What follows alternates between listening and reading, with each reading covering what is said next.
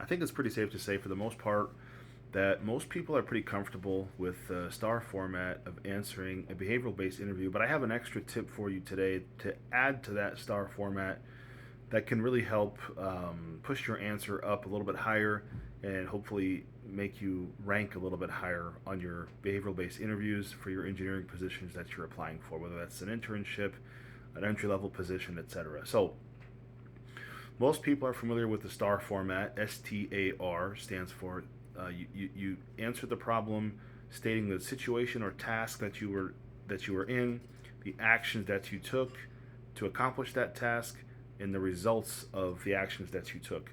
One of the things that I coach and that I've used myself and I think helps a lot of people is there's two questions at the end of every star based interview question that are like the most obvious questions that can be asked, and I've seen them throw people off, and they should never throw you off, right? So I would add one more thing after those star elements, and that is the answer to one of two questions. The first question that will be asked is, if you can go back in time and repeat this task or do this thing over again, what would you do different?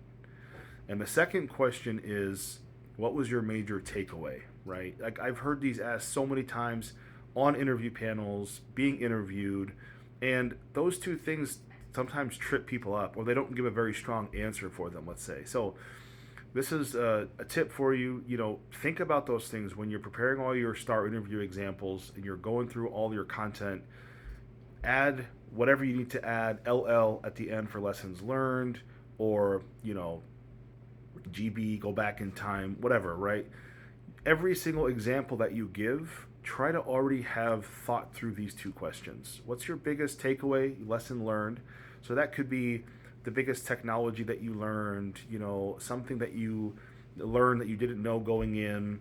Another really good one for this category is like a lesson that you learned that you've applied to a project since that project, or you've applied to an experience since that experience.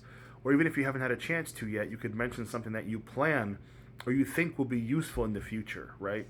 This project helped me to learn automated testing. It's going to be very useful in the future because of this reason and that reason, right? And the other is, if I can go back in time, right? What would you do different? What process would you change? Would you communicate better? Would you try to have more touch points between your group members to stay on track better? Think of what would you do to improve, and you state these two things preemptively before they ask. You get a chance to state them before the questions come. Shows you're prepared, you've thought about this, and it'll help make your answer a lot better in your interviews.